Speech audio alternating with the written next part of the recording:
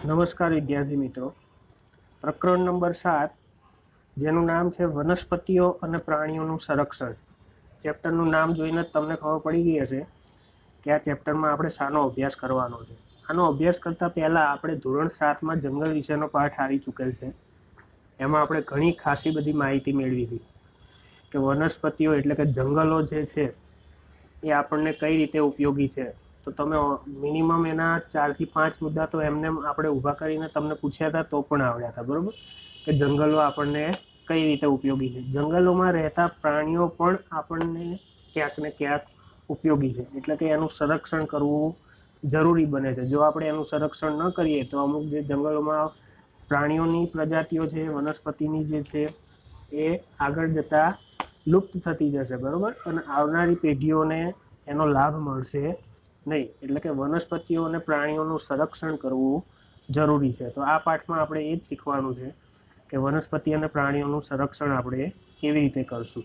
તો એમાં પાઠની શરૂઆતમાં પહેલાં અહીંયા પ્રસ્તાવના આપેલી છે કે આપણે જોયું કે ધોરણ 7માં બુજો તેમજ પહેલીએ પ્રોફેસર અહેમદ તેમજ ટીપુ સાથે જંગલનું ભ્રમણ કર્યું હતું અને તે પોતાના સહઅધ્યાયીઓ સાથે તેમના અનુભવો વહેંચવા બહુ ઉત્સુક હતા.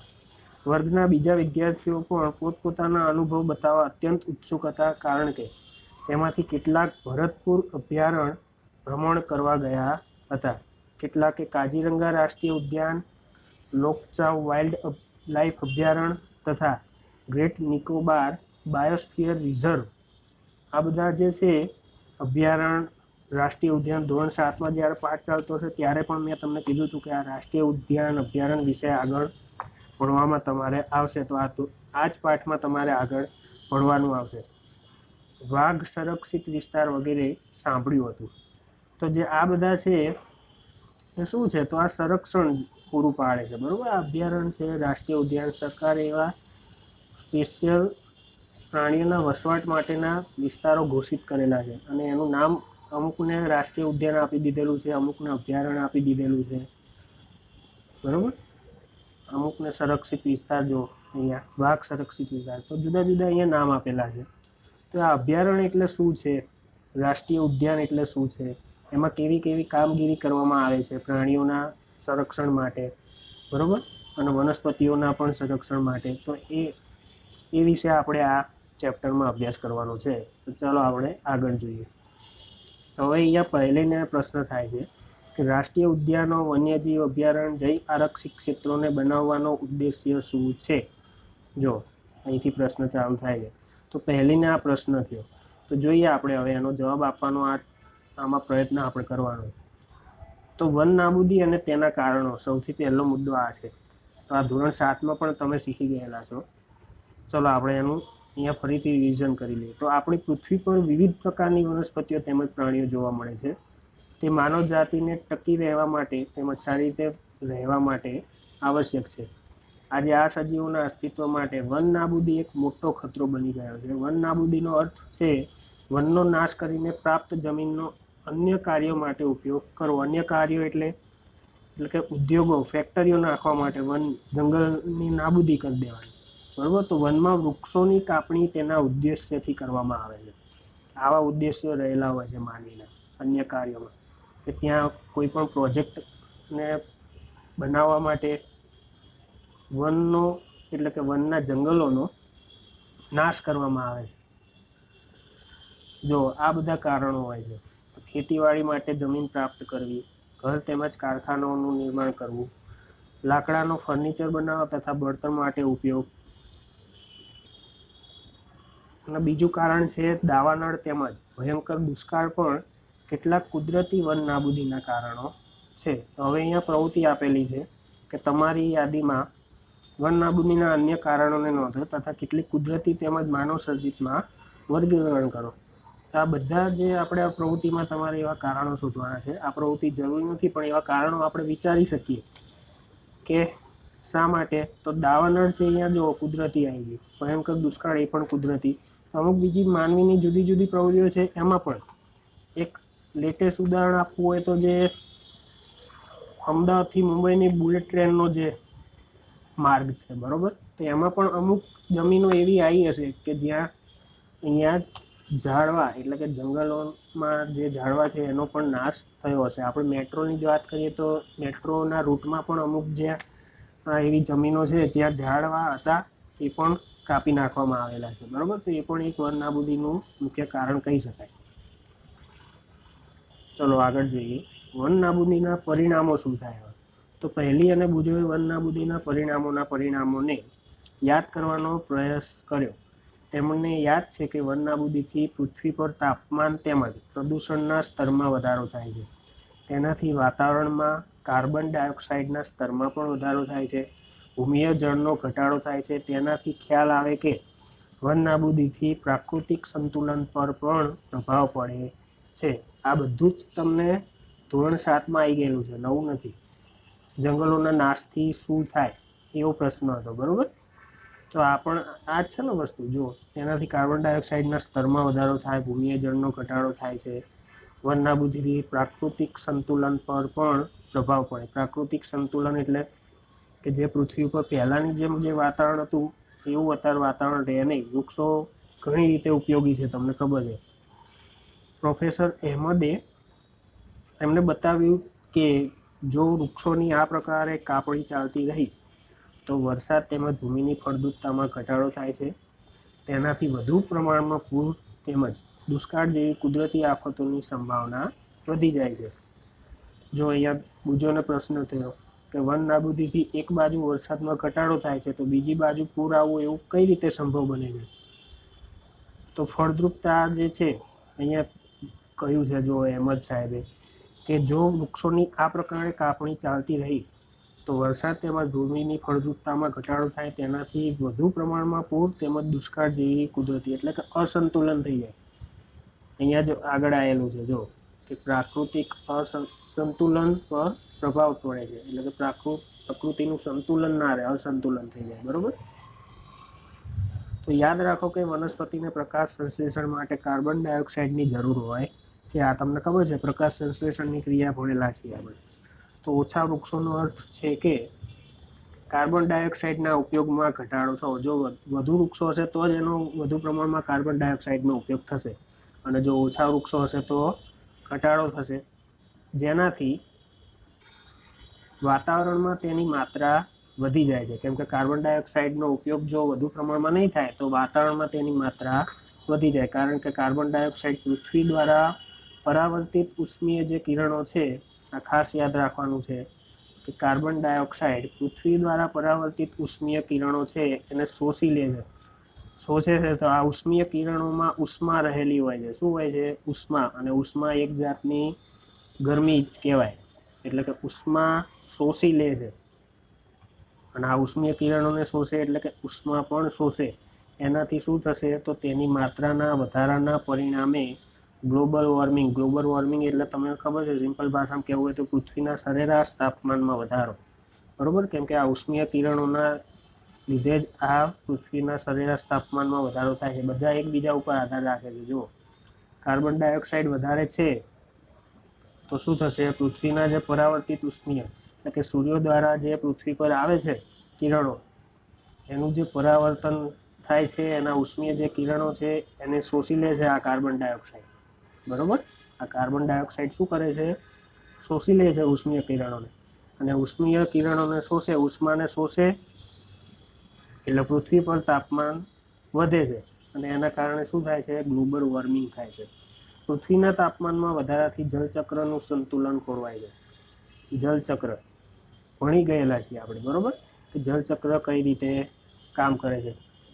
કે સૂર્ય દ્વારા પાણીમાંથી વરાળમાં રૂપાંતર થાય છે, પછી એ કઈ રીતે બને છે વાદળ એના, અને પછી વરસાદ કઈ રીતે પડે છે એ પણ તમને ખબર છે. તો એ જળચક્રનું સંતુલન ખોરવાય છે, અને વરસાદમાં શું થાય છે? ઘટાડો થાય છે, જેના કારણે દુષ્કાળ આવે છે. ભૂમિના ગુણધર્મોમાં પરિવર્તનનું મુખ્ય કારણ વન નાબૂદી છે, અને કોઈ પણ ક્ષેત્રમાં ભૂમિના ભૌતિક ગુણધર્મો પર વનસ્પતિ ઉછેર અને વૃક્ષોની અસર પડે છે. ભૌતિક ગુણધર્મો ભૂમિના એ કોના ઉપર અસર પડે છે? તો વનસ્પતિના ઉછેર પર અસર પડે છે. કેમ કે ભૂમિ ક્યાંક ને ક્યાંક એની ફળદ્રુપતા વૃક્ષો અને વનસ્પતિના વિકાસ માટે જરૂરી છે. તો આ જો ભૂમિના ભૌતિક ગુણધર્મો ચેન્જ થશે તો આ વનસ્પતિનો ઉછેર પણ સરખી રીતે નહીં થાય, વૃક્ષો પણ સરખી રીતે ઉગશે નહીં, એટલે કે એનો વિકાસ નહીં થાય. ધોરણ 7માં યાદ કરો કે વૃક્ષ કેવી રીતે જમીનના ધોવાણને અટકાવે છે. ભૂમિ પર વૃક્ષોની માત્રા ઘટવાના કારણે ભૂમિનું ધોવાણ વધે છે. ભૂમિનું ઉપરનું પડ એટલે કે સ્તર દૂર કરવાથી તેના નીચેના સખત પથ્થરોના સ્તરો દેખાય છે. ભૂમિનું ઉપરનું સ્તર જો ધોવાણ થઈ જાય તો નીચેના સખત પથ્થરોના સ્તરો દેખાય છે. આપણે ભણી ગયેલા છીએ એ સ્તર, બી સ્તર, બરોબર, આ બધા સ્તરો આવતા હતા.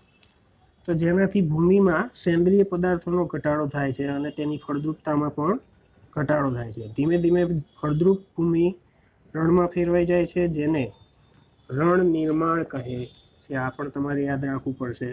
શું કહે છે? રણ નિર્માણ. ધીમે ધીમે ફળદ્રુપ જે ભૂમિ છે એ રણમાં ફેરવાઈ જાય છે, તેને શું કહે છે? રણ નિર્માણ કહે છે. વન નાબૂદીના કારણે ભૂમિની જળ ધારણ ક્ષમતા એટલે કે જળ સંગ્રહ ક્ષમતામાં ઘટાડો થાય છે તથા ભૂમિની ઉપરના પડની મારફતે નીચેના સ્તરોમાં પાણી પ્રવેશવાની ક્રિયામાં અસર ઉત્પન્ન થાય છે, જેના પરિણામ સ્વરૂપે પૂર આવે છે. ભૂમિના અન્ય ગુણધર્મો જેવા કે પોષક તત્વો, બંધારણ વગેરે પર વન નાબૂદીની અસર થાય છે. ભૂમિના ગુણધર્મો શું છે? પોષક તત્વો, બંધારણ વગેરે પર વન નાબૂદીની અસર થાય છે. આપણે જ્યારે નાઇટ્રોજન ચક્રનો અભ્યાસ કર્યો હતો ત્યારે તમને ખબર હશે કે જે વનસ્પતિ અને પ્રાણીઓ જે છે એ જમીનની ફળદ્રુપતા વધારવામાં પણ મદદ કરે છે. તમને ખબર હશે. તો જે વૃક્ષો જ નહીં હોય તો જમીનમાં જે પોષક તત્વો છે એક જ પોષક તત્વની આપણે અહીંયા વાત કરીએ, નાઇટ્રોજન, બરોબર, તો એ પણ ભૂમિમાં સંગ્રહ થશે નહીં એનો. તો એક જાતનો પોષક તત્વો અને બંધારણ પર અસર થઈ. જો ભૂમિ એટલે કે વન નાબૂદી, જંગલોનો જો વિનાશ થશે આપણે, તો એ ભૂમિને પોષક તત્વો અને બંધારણ પર પણ અસર થશે એની. આપણે ધોરણ 7માં અભ્યાસ કર્યો હતો કે વનમાંથી આપણને અનેક ઉત્પાદનો પ્રાપ્ત થાય છે. તે ઉત્પાદનોની યાદી બનાવવાની છે અને જો આપણે વૃક્ષોને સતત કાપતા રહીશું તો શું આ ઉત્પાદનોની તંગીનો પણ સામનો કરવો પડશે. પ્રવૃત્તિ અહીંયા આપેલી છે. કેવી રીતે વન નાબૂદીથી વન્ય પ્રાણીઓ પણ પ્રભાવિત થાય છે. વન નાબૂદી થશે તો એમાં રહેતા એટલે કે વન પ્રાણીઓ જે છે એના વસવાટ માટેનું સ્થાન જ તમને જંગલો છે, ખબર છે શું છે? જંગલો. હવે જંગલોનો જ નાશ થઈ જશે તો વન્ય પ્રાણીઓ ઉપર પણ અસર થવાની જ છે. તો આ કારણોની આપણે યાદી બનાવવાની છે અને વર્ગમાં ચર્ચા કરીશું. તો આ પ્રવૃત્તિ અત્યારે આપણે કરવાની છે નહીં. આગળ જોઈએ. વન તેમજ વન્ય જીવનનું સંરક્ષણ. વન નાબૂદીની અસરો જાણ્યા બાદ પહેલી અને બુજો ચિંતિત હતા. તે પ્રોફેસર અહેમદ પાસે ગયા તથા તેઓએ પૂછ્યું કે વન તેમજ વન્ય પ્રાણીઓને કેવી રીતે બચાવી શકાય. હવે અહીંથી પાઠ આપણો ચાલુ થાય છે, બરોબર. પહેલી અને બુજોને પ્રશ્ન થયો કે વન નાબૂદી તો થાય છે, બરોબર, તો હવે આના રક્ષણ માટે શું શું પ્રયત્નો કરી શકાય. એટલે પાઠનું નામ શું હતું? વનસ્પતિ અને પ્રાણીઓનું સંરક્ષણ. તો હવે આપણે જોવાનું છે. અહીંયા એક પટ્ટીમાં આપેલું છે, એના વિશે પહેલાં અભ્યાસ કરી લઈએ.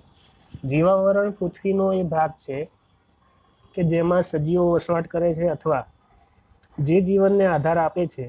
જૈવ વિવિધતાનો અર્થ છે કે પૃથ્વી પર જોવા મળતા વિભિન્ન સજીવો, તેઓની વચ્ચે આંતરસંબંધ અને તેઓનો પર્યાવરણ સાથેનો સંબંધ. આ જૈવ વિવિધતાનો અર્થ આટલો થાય. કયો કયો? પૃથ્વી પર જોવા મળતા વિભિન્ન સજીવો, તેઓની વચ્ચે આંતરસંબંધ અને તેઓને પર્યાવરણ સાથેનો સંબંધ. ખબર પડી? શું છે જૈવ વિવિધતા? એટલે આપણે જૈવ વિવિધતામાં કોનો સમાવેશ કરી શકીએ? તો આ બધા મુદ્દા. પ્રાણીઓનો આંતર સંબંધ કેવો છે, એ પ્રાણીઓનો પર્યાવરણ સાથેનો સંબંધ કેવો છે, એ વિભિન્ન સજીવોનો. તો આ રીતે જૈવ વિવિધતાનો અર્થ આપણે કાઢી શકીએ.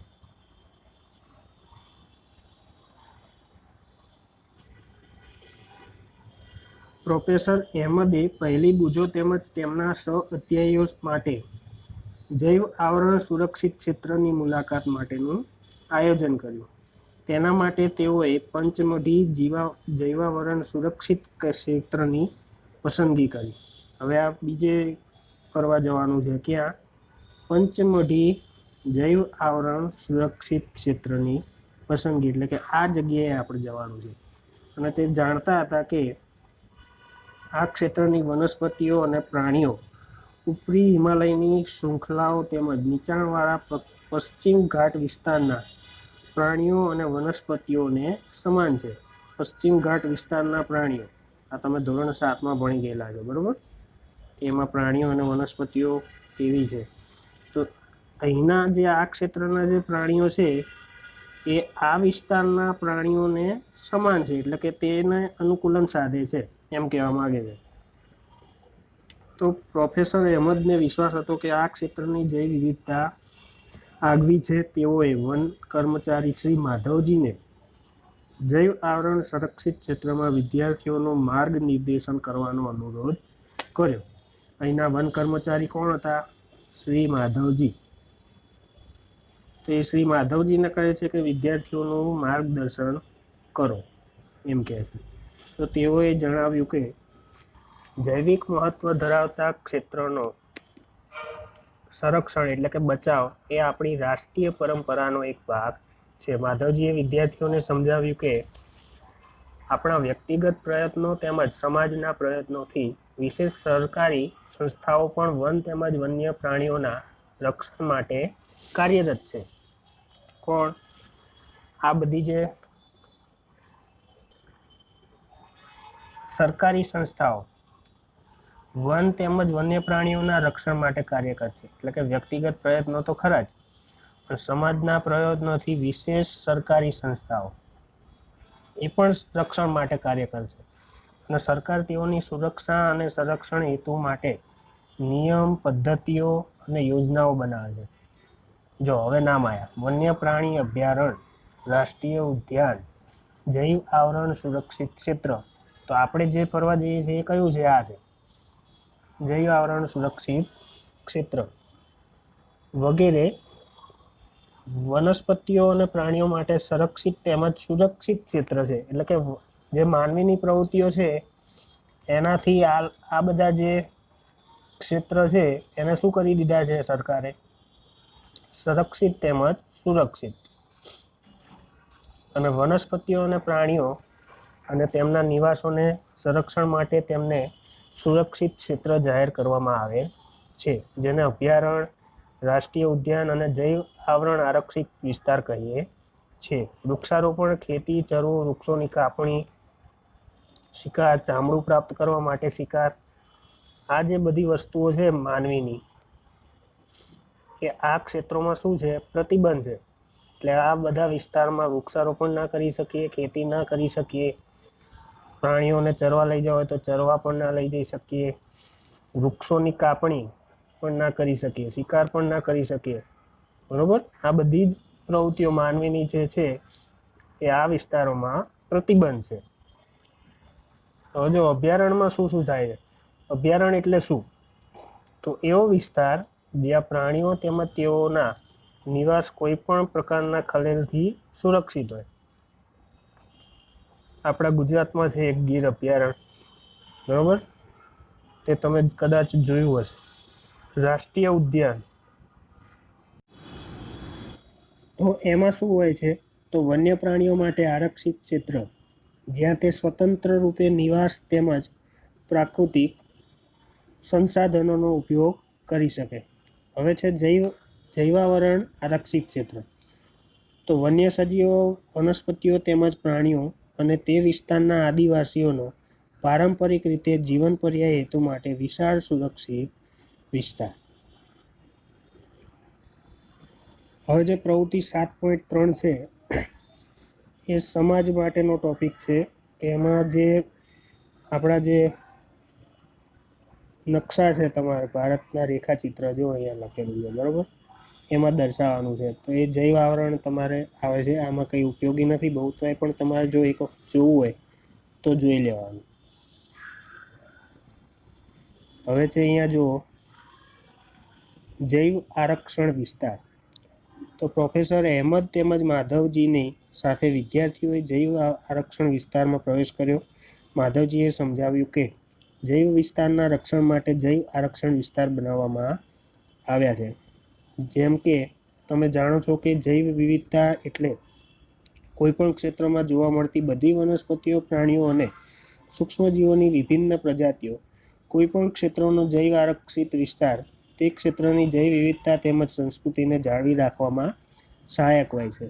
કોઈપણ જીવાવરણ આરક્ષિત વિસ્તારની અંતર્ગત અન્ય સુરક્ષિત વિસ્તાર પણ હોઈ શકે છે.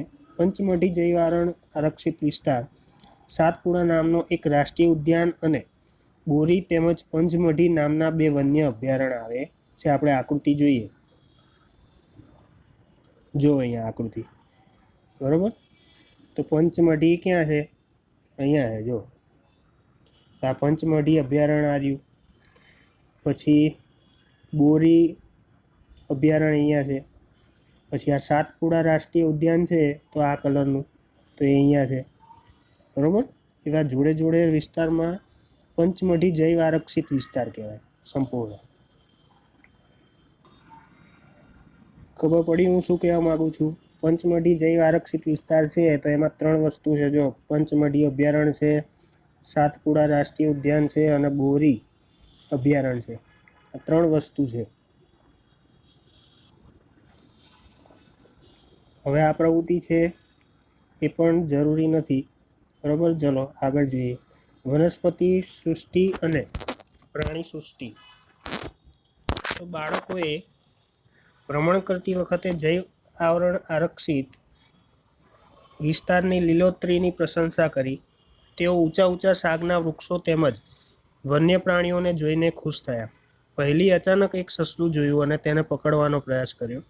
તે તેની પાછળ દોડી. પ્રોફેસર અહેમદે તેને અટકાવીને સમજાવી કે પ્રાણીઓ પોતાના નિવાસસ્થાનમાં ખુશ રહે છે, આપણે તેને પરેશાન કરવા જોઈએ નહીં. માધવજીએ સમજાવ્યું કે કેટલાક પ્રાણીઓ તેમજ વનસ્પતિઓ કોઈ વિશિષ્ટ વિસ્તારમાં જોવા મળે છે.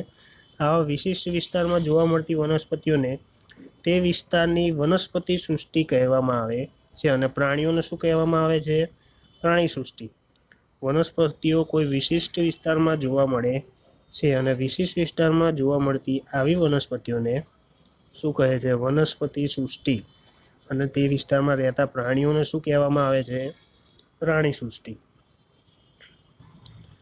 તો જો અહીંયા વનસ્પતિ સૃષ્ટિ એટલે કે જે આ જે છે વનસ્પતિ કઈ તમને જો જે આ છે એમાં દર્શાવેલી છે, તો એનું નામ શું છે? અહીંયા જો નીચે આપેલું છે હંસરાજ. તો આ એક પ્રોપર વિસ્તારમાં જ જોવા મળે. પછી આ વનસ્પતિ છે તો જાંબુનું વૃક્ષ એ પણ. અને આ જે પ્રાણી સૃષ્ટિની વાત કરીએ તો જો અહીંયા જંગલી કૂતરો છે ને, જંગલી કૂતરો. પછી છે અહીંયા ચિત્તલ નામ આપેલું છે જો. પછી અહીંયા ત્રીજું શું છે? વરુ. અને અહીંયા ડીમાં શું છે આપેલું છે? દીપડો, બરોબર. તો આવી રીતે વનસ્પતિ અને પ્રાણી સૃષ્ટિ હોઈ શકે છે. પ્રવૃત્તિ આ ચેપ્ટરમાં ખાસ છે નહીં, એનું યાદી જ બનાવો દરેકમાં એવું કીધેલું છે, બરોબર. એટલે આપણે યાદી બનાવવાની થતી નથી. આગળ જોઈએ સ્થાનિક જાતિઓ. તો સ્થાનિક જાતિઓમાં શું કીધું છે? બાળકો ઝડપથી શાંતિપૂર્વક ગાઢ જંગલમાં પ્રવેશ્યા. બાળકો એક વિશાળ ખિસકોલીને જોઈને આશ્ચર્યચકિત થઈ ગયા. આ ખિસકોલીની પૂંછડી મોટી પીચ્છાકાર છે. તેઓ તેના વિશે જાણવા ઉત્સુક હતા. માધવજીએ જણાવ્યું કે તેને વિશાળ ખિસકોલી કહે છે. જો આમાં જંગલી કૂતરો જેમ નામ આવ્યું હતું એમ આનું નામ શું છે? જો વિશાળ ખિસકોલી. અને તે આ વિસ્તારની સ્થાનિક જાતિ છે. વનસ્પતિ અને પ્રાણીઓની એવી જાતિઓ કે જે કોઈ એક ક્ષેત્રમાં વિશિષ્ટ રૂપે જોવા મળે તેને શું કહે છે? જો સ્થાનિક જાતિ કહે છે. તે કોઈ અન્ય વિસ્તારમાં પ્રાકૃતિક રૂપે જોવા મળતી નથી. કોઈ વિશિષ્ટ પ્રકારની વનસ્પતિઓ તેમજ પ્રાણીઓ કોઈ વિસ્તાર, રાજ્ય અને દેશની સ્થાનિક જાતિ હોઈ શકે છે. એટલે કે અમુક એ જ વિસ્તારમાં જોવા મળે, બીજે ક્યાંય જોવા મળે નહીં. માધવજીએ પંચમઢી જીવ આવરણ આરક્ષિત ક્ષેત્રમાં આવેલ સાલ અને જંગલી આંબાના ઝાડને બતાવીને સ્થાનિક વનસ્પતિઓનું ઉદાહરણ આપ્યું. આપણે તેની આકૃતિ જોઈએ. તો જો જંગલી આંબાની આકૃતિ આવી છે, જે આ તમને દેખાય છે એ જંગલી આંબો છે, બરોબર? જો નીચે લખેલું જ છે. હવે અહીંયા જો પહેલીને પ્રશ્ન થયો છે કે મેં સાંભળ્યું છે કે કેટલીક સ્થાનિક જાતિઓ લુપ્ત થઈ શકે છે, શું તે સાચું છે? તો હા, સાચું છે, બરોબર. તેમના નિવાસનો નાશ થવાથી અને વસ્તીના વધારાથી ત્યાં નવી જાતિઓને લાવવાથી સ્થાનિક જાતિના કુદરતી વિકાસ અને તેમના અસ્તિત્વને પણ જોખમ થઈ શકે છે. એટલે કે બીજી જાતિ, સ્થાનિક જાતિ સિવાયની બીજી નવી જાતિઓને જો તેમાં લાવીએ આપણે, એટલે કે એનું ઉત્પાદન કરીએ, તો સ્થાનિક જાતિને શું થઈ શકે છે? જોખમ, એટલે કે એના અસ્તિત્વને જોખમ થઈ શકે છે. હવે જો આ વિશાળ ખિસકોલીની પણ આકૃતિ અહીંયા આપેલી છે, જો કેવી દેખાય છે? આ પીછાવાળી પૂંછડી દેખાય છે તમને? કેવી છે? જો આ પીછાવાળી પૂંછડી, અને આનું નામ શું આપેલું છે? જો વિશાળ ખિસકોલી. હવે અહીંયા પટ્ટીમાં એક જાતિ એ સજીવોની વસ્તીનો એવો સમૂહ છે કે જે એકબીજા સાથે આંતરપ્રજનન કરવા સક્ષમ હોય છે. તેનો અર્થ એ થાય છે કે એક જાતિના સભ્યો અને અન્ય જાતિના સભ્યો સિવાય માત્ર પોતાની જાતિના સભ્યો સાથે જ પ્રજનનક્ષમ સંતતિનું નિર્માણ કરી શકે છે. એક જ જાતિના સભ્યો સામાન્ય લક્ષણો ધરાવે છે. એટલે કે આ આંતરપ્રજનન, તમે આ પ્રજનન વિશે પણ ધોરણ 7માં આવી ગયેલું છે, બરાબર? અને આગળ પણ ચેપ્ટરમાં આવશે ત્યારે આપણે સમજાવશું. તો આમાં શું કહેવા માગે છે કે એક જ જાતિના સભ્યો સામાન્ય લક્ષણો ધરાવે છે. શેના કારણે? તો આ આંતરપ્રજનનના કારણે, એટલું કહેવા માગે છે. તો આમાં પણ જાણકારી મેળવવાની છે પ્રવૃત્તિમાં, તો જે આપણે કરવાનું નથી. આગળ જોઈએ, વન્ય પ્રાણી અભયારણ્ય. તરત જ પહેલી એક બોર્ડ જોયું કે જેની ઉપર પંચમઢી વન્ય પ્રાણી અભયારણ્ય લખ્યું હતું. પ્રોફેસર અહેમદ સમજાવે છે કે સામાન્ય રીતે આવા સ્થળોએ પ્રાણીઓને મારી નાખવા કે પકડવા કાયદાની દ્રષ્ટિએ સખ્ત રીતે પ્રતિબંધિત અને સજાપાત્ર છે. આરક્ષિત જંગલોની જેમ વન્ય પ્રાણી અભયારણ્ય પણ વન્ય પ્રાણીઓને સંરક્ષણ પૂરું પાડે છે. સંરક્ષણ અને સાનુકૂળ જીવન પરિસ્થિતિ પૂરી પાડે છે. તેઓ એવું પણ કહે છે કે વન્યજીવ અભયારણ્યમાં રહેતા લોકોને કેટલીક પ્રવૃત્તિઓ જેવી કે પશુધન માટેનો ચારો, ઔષધીય વનસ્પતિ, બળતણ માટેનું લાકડું વગેરેની પરવાનગી હોય છે. અભયારણ્યમાં રહેતા લોકોને ખાસ અહીંયા જોવાની જરૂર છે કે અભયારણ્યમાં જે રહેતા લોકો છે એમાં કેટલીક પ્રવૃત્તિ, એટલે કે પશુધન માટેનો ચારો, ઔષધીય વનસ્પતિ અને તેનું લાકડું વગેરેની પરવાનગી હોય છે. કેટલાક મહત્વપૂર્ણ સંકટમાં મુકાયેલા જંગલી પ્રાણીઓ જેવા કે કાળું હરણ, એટલે કે આ લુપ્ત થતી જાતિ છે, બરોબર? આ બધી જાતિના જે નામ છે જંગલી પ્રાણીઓ જેવા કે કાળું હરણ, શ્વેત આંખોવાળું હરણ, હાથી, સોનેરી બિલાડી, ગુલાબી શીશવાળું બતક, ઘડિયાળ, કાદવમાં રહેતો મગર, અજગર, ગેંડા વગેરે આપણા વન્ય પ્રાણી અભયારણ્યોમાં સુરક્ષિત તેમજ સંરક્ષિત છે. ભારતીય અભયારણ્યમાં આગવા વિસ્તારો, મોટા સપાટ જંગલો, પહાડી જંગલો તથા મોટી નદીઓના મુખ ત્રિકોણ પ્રદેશવાળી જમીન, મુખ ત્રિકોણ પ્રદેશની જાળીવાળી જમીન અથવા જાળીઓ છે. એ અફસોસની વાત છે કે સંરક્ષિત જંગલો પણ વન્ય પ્રાણીઓ માટે સુરક્ષિત નથી, કારણ કે તેની આસપાસના ક્ષેત્રોમાં રહેવાવાળા લોકો તેનો અતિ ઉપયોગ કરીને નષ્ટ કરી દે છે. બાળકોને તેમની પ્રાણી સંગ્રહાલયની મુલાકાત યાદ કરાવવામાં આવે છે. તેઓને યાદ છે કે પ્રાણી સંગ્રહાલય પણ એવું છે જ્યાં પ્રાણીઓને રક્ષણ મળે છે. હવે જો અહીંયા બીજોનો પ્રશ્ન થાય કે પ્રાણી સંગ્રહાલય કૌંસમાં છે ઉદ્યાન અને અભયારણ્યમાં શું તફાવત છે? તો પ્રાણી સંગ્રહાલય અને રાષ્ટ્રીય ઉદ્યાનમાં પ્રાણી સંગ્રહાલય અને અભયારણ્ય આ બંનેમાં શું તફાવત છે? અભયારણ્યમાં પ્રાણીને એને પોતાના ઘર જેવું જ લાગે, એટલે કે જંગલ જેવું જ લાગે. એ બંધ અવસ્થામાં, એટલે કે પિંજરામાં હોતો નથી. પ્રાણી સંગ્રહાલયમાં આ વસ્તુ જોવા મળે છે.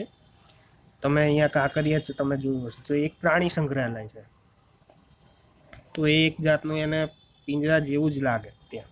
અને રાષ્ટ્રીય ઉદ્યાન અને પ્રાણી પ્રાણીનું જે અભયારણ્ય છે એને ત્યાં એવું પિંજરા જેવું લાગે નહીં, એને વસવાટ માટે જંગલ જ છે એક જાતનું એવું લાગે.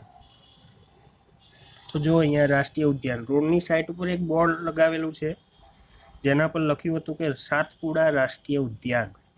બાળકો હવે ત્યાં જવા માટે ઉત્સુક હતા. માધવજીએ તેમને જણાવ્યું કે આ વિશાળ આરક્ષિત ક્ષેત્ર છે તથા પર્યાવરણના સંપૂર્ણ નિવસન તંત્રનું સંરક્ષણ કરવા માટે પર્યાપ્ત છે, જેને શું કહે છે? રાષ્ટ્રીય ઉદ્યાન કહે છે.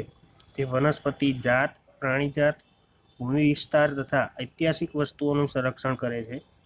સાતપુડા રાષ્ટ્રીય ઉદ્યાન ભારતનું પ્રથમ આરક્ષિત જંગલ છે અને આ જંગલમાં ઉચ્ચ પ્રકારના શાક જોવા મળે છે.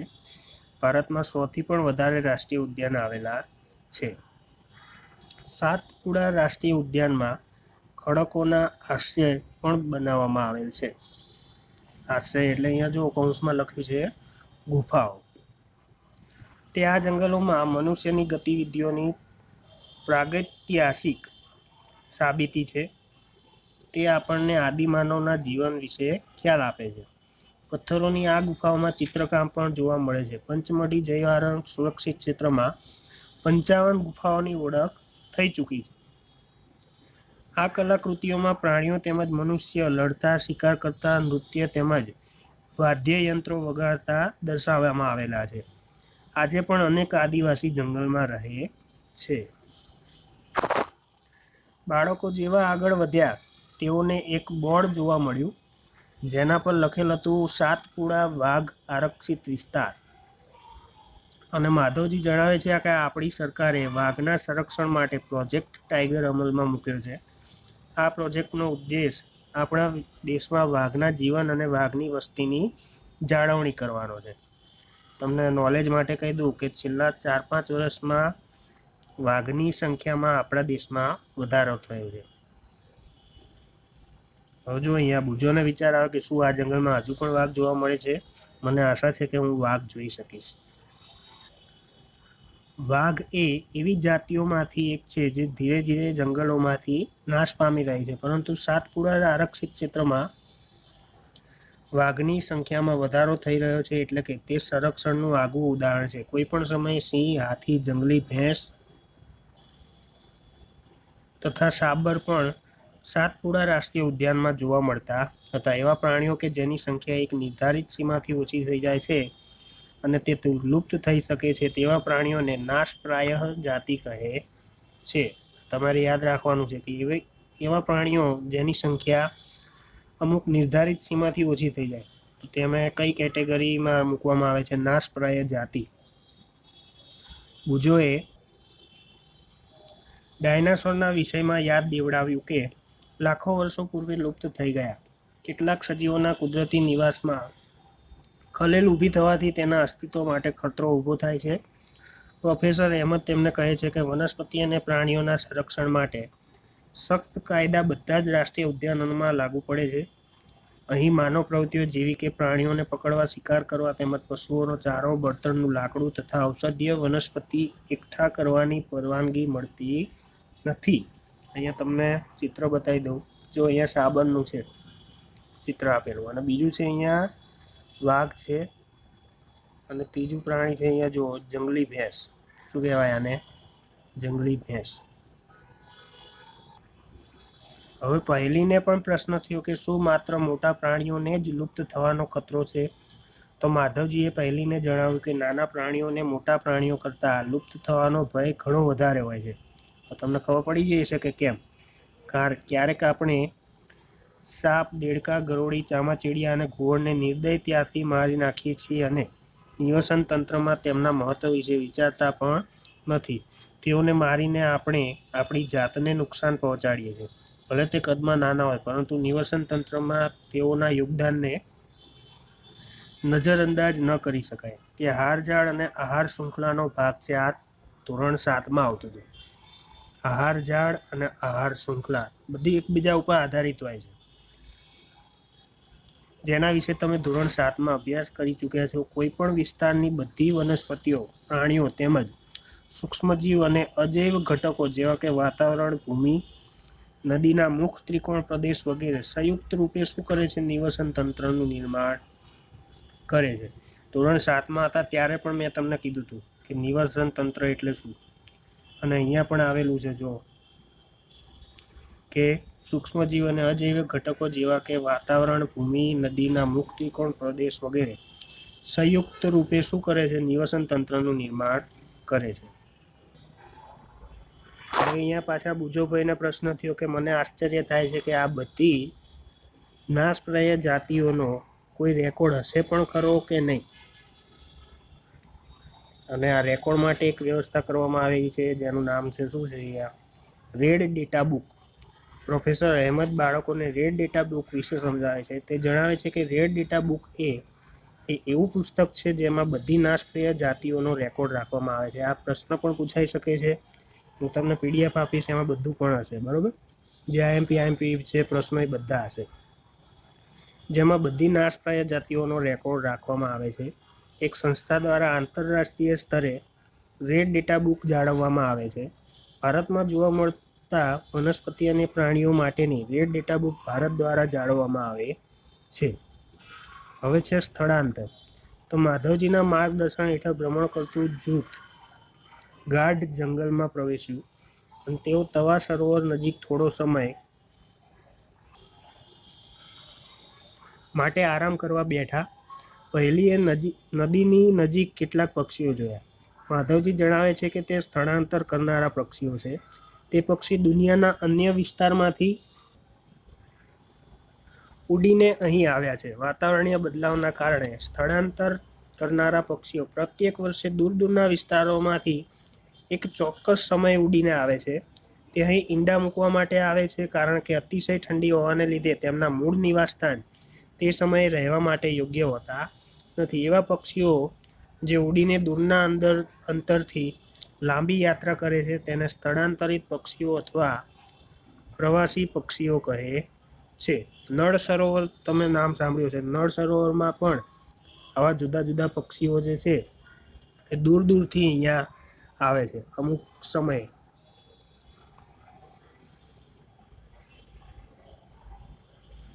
જો પહેલી મેં પણ અહીંયા પ્રશ્ન થયો કે જો આપણી પાસે લાકડું હોત જ નહીં તો શું થાત? શું લાકડાનો અન્ય વિકલ્પ ઉપલબ્ધ છે? હું જાણું છું કે કાગળ એક મહત્વપૂર્ણ ઉત્પાદન છે જે આપણને જંગલોમાંથી પ્રાપ્ત થાય છે. મને આશ્ચર્ય છે કે કાગળનો પણ કોઈ વિકલ્પ ઉપલબ્ધ હશે ખરો? તો એના વિશે આપણે અહીંયા સમજવાનું છે કે કાગળનું રિસાયકલિંગ. પ્રોફેસર અહેમદે બાળકોનું ધ્યાન વન નાબૂદીના એક અન્ય કારણ તરફ દોર્યું. તે તેઓને જણાવે છે કે 1 ટન કાગળ પ્રાપ્ત કરવા માટે પૂર્ણ વિકસિત 17 વૃક્ષોને કાપવામાં આવે છે. જો અહીંયા 1 ટન કાગળ પ્રાપ્ત કરવા માટે પૂર્ણ વિકસિત એટલે કે સંપૂર્ણ એનો વિકાસ થયેલો હોવો જોઈએ એવા 17 વૃક્ષોને કાપવામાં આવે છે. અને આથી આપણે કાગળની બચત કરવી જોઈએ. પ્રોફેસર અહેમદ એ પણ જણાવે છે કે ઉપયોગ માટે કાગળને 5 થી 7 વખત રિસાયકલ કરી શકાય છે. જો કોઈ વિદ્યાર્થી એક દિવસમાં માત્ર એક જ કાગળની બચત કરે તો આપણે 1 વર્ષમાં અનેક વૃક્ષોને બચાવી શકીએ છીએ. આપણે કાગળનો બચાવ કરવો જોઈએ, તેનો પુનઃ ઉપયોગ તેમજ રિસાયકલ કરવું જોઈએ. તેનો પુનઃ ઉપયોગ એટલે કે ફરીથી ઉપયોગ કરવો જોઈએ અને એનું રિસાયકલ કરવું જોઈએ. તેની મદદથી આપણે માત્ર વૃક્ષોને જ બચાવશું એવું નથી, પરંતુ કાગળના ઉત્પાદનના ઉપયોગમાં લેવાતા પાણી તેમજ ઉર્જાની પણ બચત કરી શકીશું. કાગળ એમને બનતું નથી, એમાં પાણી અને ઉર્જા પણ વપરાય છે. તેની સાથે સાથ કાગળના ઉત્પાદનના ઉપયોગમાં લેવાતા હાનિકારક રસાયણોમાં પણ ઘટાડો થશે. શું વન નાબૂદીનું કોઈ કાયમી નિવારણ છે? પૂજોને અહીંયા પ્રશ્ન થયો. તો એનો લાંબા ગાળાનો ઈલાજ છે અહીંયા પુનઃ વનીકરણ. તો પ્રોફેસર અહેમદનો સુઝાવ છે કે વન નાબૂદીનો જવાબ પુનઃ વનીકરણ છે. પુનઃ વનીકરણનો ઉદ્દેશ કાપવામાં આવેલા વૃક્ષોની ઘટ પૂરી કરવા નવા વૃક્ષોની રોપણી કરવાનો છે. રોપવામાં આવેલ વૃક્ષ સામાન્યતઃ એ જ જાતિના હોય છે જે તે જંગલમાં જોવા મળે છે. આપણે ઓછામાં ઓછા એટલા તો વૃક્ષો ઉછેરવા જ જોઈએ જેટલા આપણે કાપીએ છીએ. અને કેવી રીતે કુદરતી રીતે પણ પુનઃવનીકરણ થઈ શકે છે જો આપણે તે વિસ્તારને ખલેલ પહોંચાડ્યા વગર રહેવા દઈએ તો તે સ્વયં પોતાની જાતે જ પુનઃપ્રસ્થાપિત થઈ જાય છે. કુદરતી વનીકરણમાં માનવની કોઈ ભૂમિકા નથી. આપણે આવા જંગલોને અત્યાર સુધી ઘણું નુકસાન કરી ચૂક્યા છે. જો આપણે આવનારી પેઢી માટે હરિયાળી સંપત્તિ બનાવી રાખવી હશે તો વધારેમાં વધારે વૃક્ષારોપણ એક જ માત્ર વિકલ્પ છે. પ્રોફેસર અહેમદે તેઓને બતાવ્યું કે ભારતમાં વન સંરક્ષણ અધિનિયમ છે. આ અધિનિયમનો હેતુ પ્રાકૃતિક વનોની જાળવણી અને સંરક્ષણ કરવાનો છે. સાથે સાથે એવો ઉપાય પણ કરવાનો છે જેનાથી જંગલોમાં અને તેની નજીક રહેવાવાળા લોકોની આધારભૂત જરૂરિયાતોની પૂર્તતા થઈ શકે. થોડોક સમય આરામ કર્યા પછી માધવજીએ બાળકોને પાછા ફરવાનું કહ્યું, કારણ કે સૂર્યાસ્ત પછી જંગલમાં રોકાવું યોગ્ય નથી. પાછા આવ્યા પછી પ્રોફેસર અહેમદ તેમજ બાળકોએ આ ઉલ્લાસપૂર્વકના અનુભવ બદલ માધવજીનો શું માન્યો? આભાર વ્યક્ત કર્યો. તો આ ચેપ્ટરમાં વિદ્યાર્થી મિત્રો આ બધી વસ્તુ આપણે ભણ્યા. જૈવ વિવિધતા છે, જૈવ આરક્ષિત પ્રદેશ, વન નાબૂદી, રણ નિર્માણ, નિવસન તંત્ર, પછી નાશપ્રાય જાતિ, સ્થાનિક જાતિ, લુપ્ત પ્રાણી સૃષ્ટિ, વનસ્પતિ સૃષ્ટિ, પછી છે પ્રવાસી પક્ષીઓ રાષ્ટ્રીય ઉદ્યાન, રેડ ડેટા બુક, પુનઃવનીકરણ અને અભયારણ્ય. આ બધી વસ્તુઓ ભણ્યા. તો આ ચેપ્ટર અહીંયા પૂરું થાય છે. હવે સ્વાધ્યાયની વાત કરીએ તો સ્વાધ્યાયની પીડીએફ ટૂંક સમયમાં તમને મળી જશે. બરાબર? કોઈ અત્યારથી લખવાનું છે નહીં. એમાં થોડાક એક્સ્ટ્રા પ્રશ્નો પણ હોઈ શકે. ખાસ કરીને ઉતાવળ તમારે કરવાની નથી જરાય.